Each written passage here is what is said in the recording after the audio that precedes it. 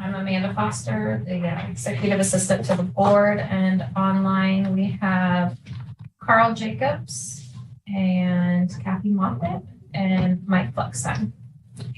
I'm Jim Anderson. I'm the COO.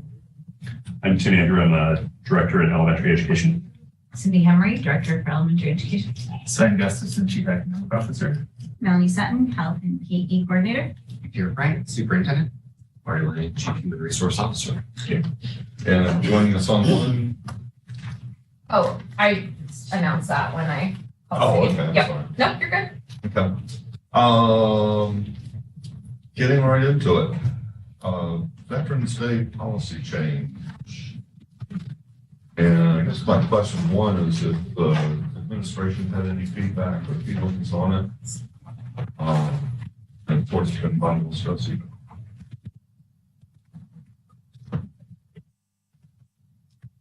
Not seeing a rash of folks. I'll say I brought this to the board from several people that contacted me. Our veterans get caught in a funny, I'll call it a catch-22. It's not really, I guess.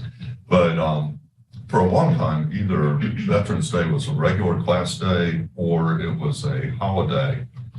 But when it's an in-service day, you can't take a personal day under contract. And for a lot of veterans, it's a very meaningful day. If it was a regular class day, they could get a sub. Or what a lot of people do is they have special lessons that talk about meaning of Veterans Day and whatnot. But they can take a personal day if there are people they want to go be with or other things they want to do in a service, but make it an in-service day, and that's disallowed. So this would basically tell the administration that if somebody did take a personal day on an in-service day, we would not want that person penalized. Any discussion at all? Seeing none, I'll put it to a vote of the committee. And did you say Mr. Donnelly was or was not online? He is not.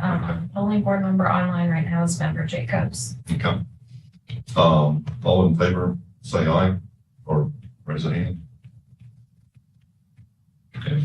That's the two of us. So this will go to the board for consideration.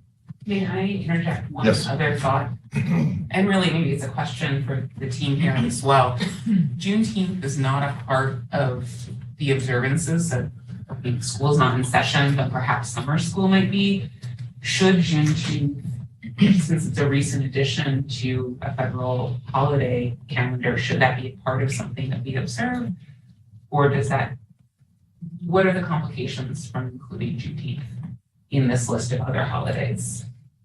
That was actually one of the last things I did as a CHRO for Houston was to add Juneteenth to the list. But my question to the team would be, are there considerations in terms of the calendar, in terms of trade-offs, and any implications we'd have to make to future calendars if we added that? It's not during contract time. Okay. And it only affects the teachers that may be doing summer school, which seems like they have flexibility. Not during contract time, except for some administrators, right? Right. So they would be able to take personal day. Is that what you're thinking of making this one where it's a personal day? No, I would just say district, I guess my question would be, why couldn't we add recording in Juneteenth to the progress list of days that district schools would be closed for observance? So my one concern there, having managed summer school, is we have a pretty compressed summer school window. Your mic is on. I don't know if there's a way or where I can actually help out that. Sorry. Sorry. Good, I understand what you're doing. Don't that's great secrets.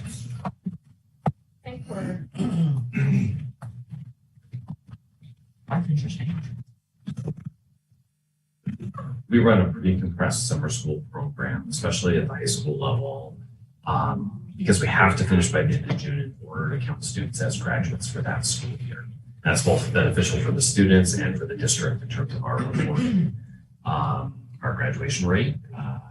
If we give away a day, it's just one less day that we have available. We usually have about 21 or 22 days available in June to run summer school programs. And so that would be the one academic potential, If the kids choose not to go, they're just absent that day. So it's different than us saying it's just not a day. Right. So yeah, it'd be a separate motion on those merits if we wanted to recognize that, say, the school. This one I brought up simply because it affects a class of employees in a very odd way. Well, maybe it's something to revisit at some point in the future. This is your thought. Yeah. Moving down the agenda, board audit committee, and this was brought by Member Higgins.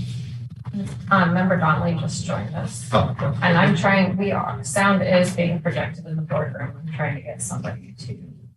we fix that. apologize to the people in the boardroom. Oh, you can hear it. Mhm. Should we wait? I feel like we should wait. We'll take a short recess. Let me go run down. They're on it. They're on it. Are you able to disable the mic while we're in recess?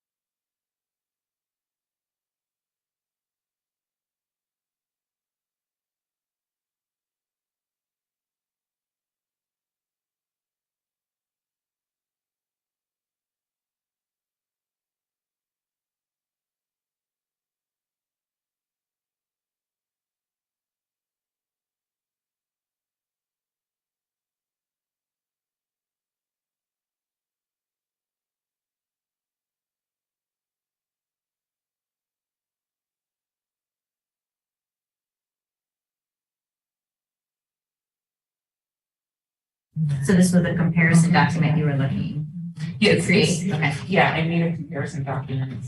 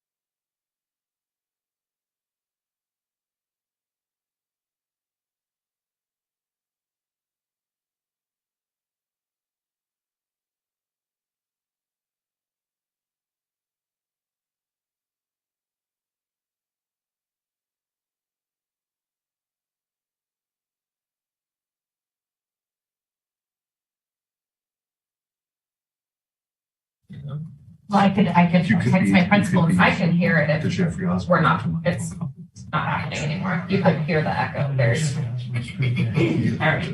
You're saying we are good? we're good. That's Yeah. good. Reconvening at 12:12, after some technical difficulties. Is Member Donnelly still on the line? Yes, Member Donnelly is. Member Donnelly, we did just vote on the policy change regarding Veterans Day and people being able to take a personal day if it's on the calendar as an in-service day. It was 2-0 to pass that on to the board for consideration. I don't know if you wanted to say anything about that or had any feelings about it. I think we did that just before you got online. Yeah, I remember this issue, but I haven't had time to develop my own opinion on it yet. Okay. In any event, you'd be outvoted, so. We are on the board audit committee. Member Higgins is not here, so we'll drop that down to the bottom in case he logs on or shows up before we are over. That brings us to item 3, board policy 5131.9. And I can speak to that. okay. Yep. Okay, so I think everybody was at the board meeting the other night where I was at the very end. I took my few minutes and shared my thoughts about the strange new world we're in with artificial intelligence and ChatGPT in particular. So I spent some time over the past few weeks thinking about what that means for student learning. And I think we need to embrace it as a district, but at the same time, I think that student reliance on the products generated by artificial intelligence, if a student were to type up an essay, or command ChatGPT to produce a 300-word essay on the Gadsden Amendment or the Gadsden Purchase or the 19th Amendment or Romeo and Juliet, and submit that as their writing, it's not exactly plagiarism because it's not directly citing from something else. And yet it is a kind of cheating or lying. So I simply was looking at our academic honesty policy and thought that we could add a little bit to the effect of don't claim products generated by AI as your own. And I think the downside of this is that it could potentially turn teachers into AI police, which is not a position we want to put them in. But at the same time, right now, students are already told they shouldn't be cheating, lying, or plagiarizing. So I'm interested in sort of staff, feedback on what are some of the outcomes of changing this policy to recognize that we are now going to be looking at an education system nationwide, globally, that will involve AI from henceforth. Yeah, I think my primary worry is I wonder how many tools do teachers have in their toolbox to actually regulate the AI that's out there. It seems like a very new field, and they may feel that they aren't even equipped to hold this accountable. And it sounds like there are technologies that are looking to address it, but we hate to pass something that would be completely unenforceable. So that's just my wondering, but I just learned about AI recently. Yeah, I think there are tools, analyzers. Take text and you can put it in there. It'll tell you, it looks for tokens and it can tell you to what degree something may have been created by a chatbot. But I think this is going to keep evolving and getting more sophisticated. And I don't know if those tools will continue. I'm fascinated by this too.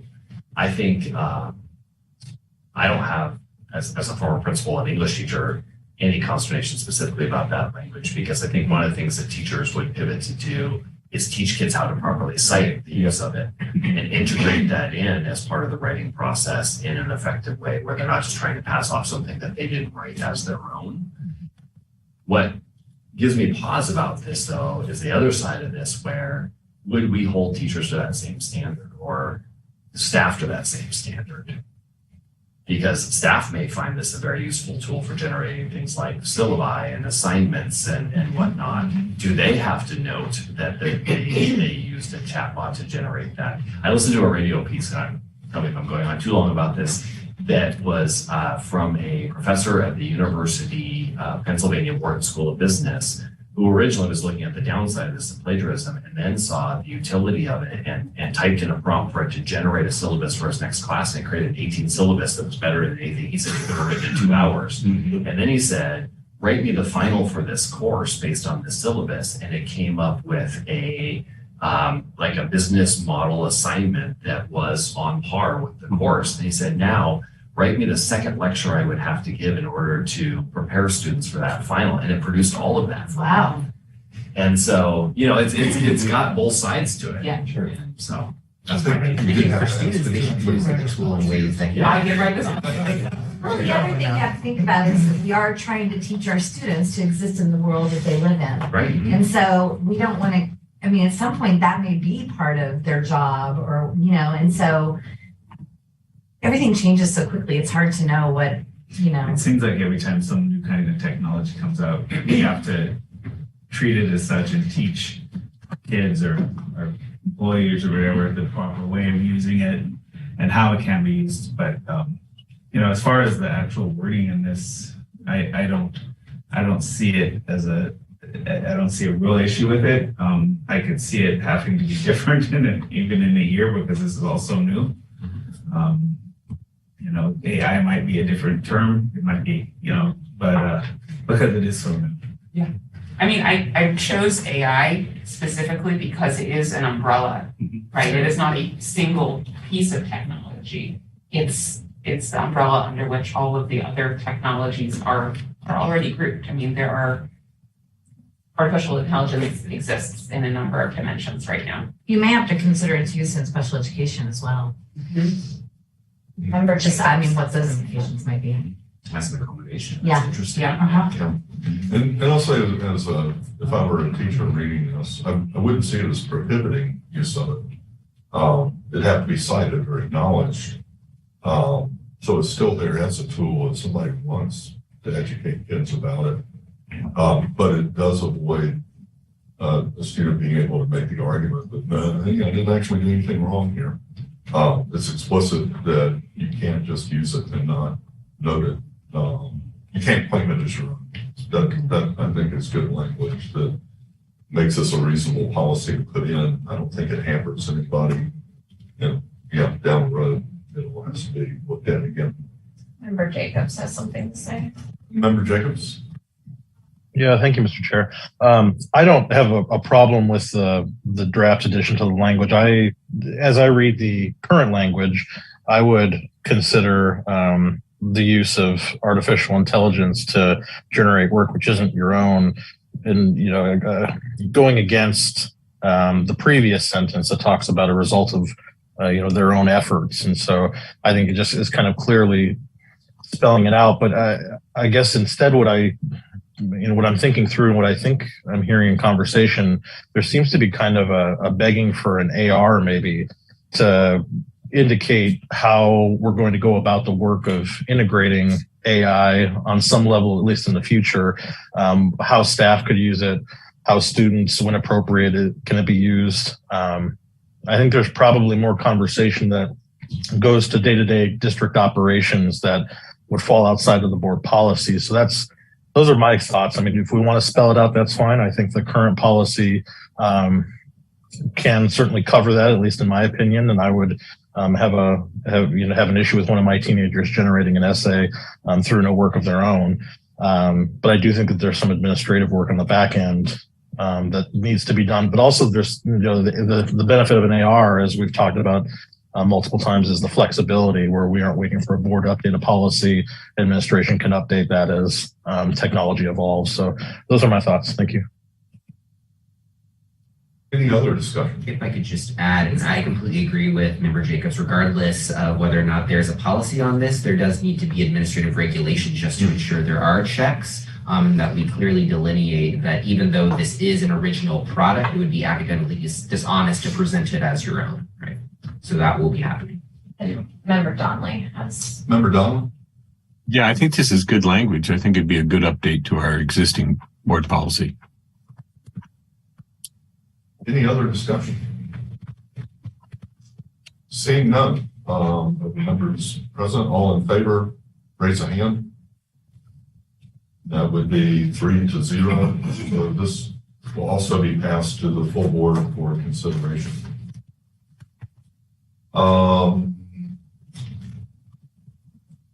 Item 3,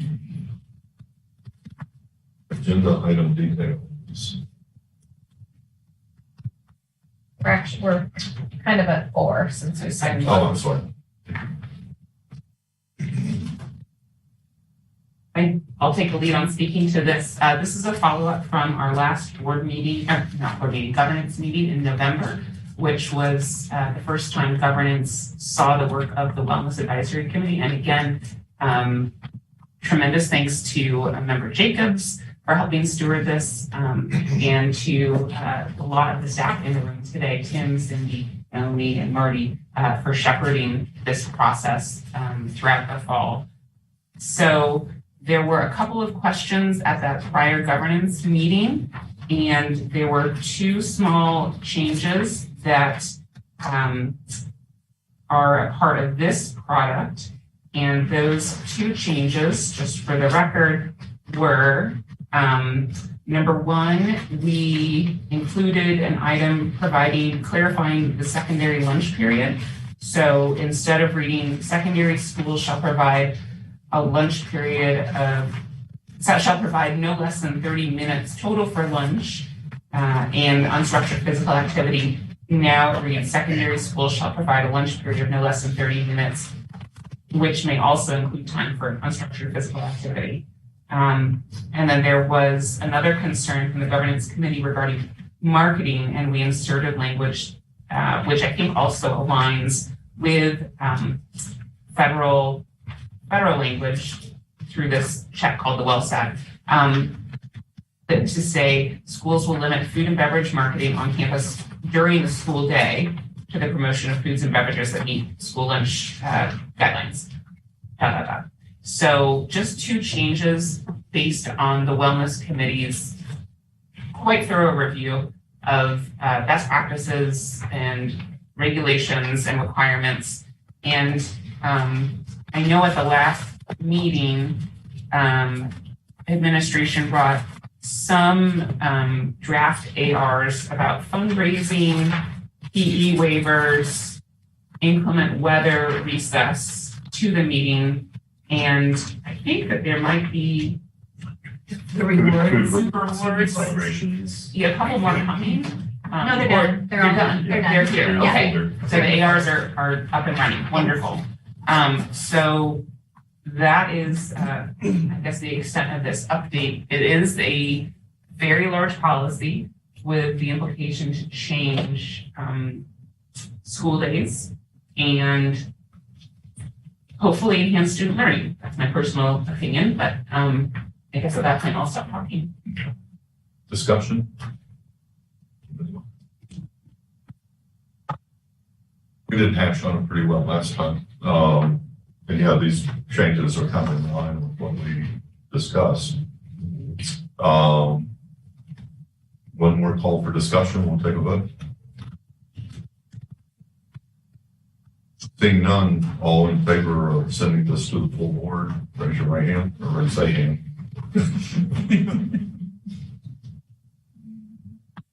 We'll take that as 2.5 with Member Donnelly. Twiddled his thumbs on that one. So this will go to the full board for consideration and of course possible amendment. That brings us back to the audit committee. And again, Member Higgins is not here. So he's interested in establishing a committee, not necessarily financial audits, but I know in the past there were like 100 different audits of the district in different areas. And I'm not sure how much of that's fallen by the wayside, but that's what he's interested in reestablishing, just routine look at different programs and policies and procedures, but we don't have anything in writing from him. Does anyone have new business in place before the committee? Seeing none. That concludes what we were going to try to get done today in this special meeting. And if no one has anything else, we'll adjourn.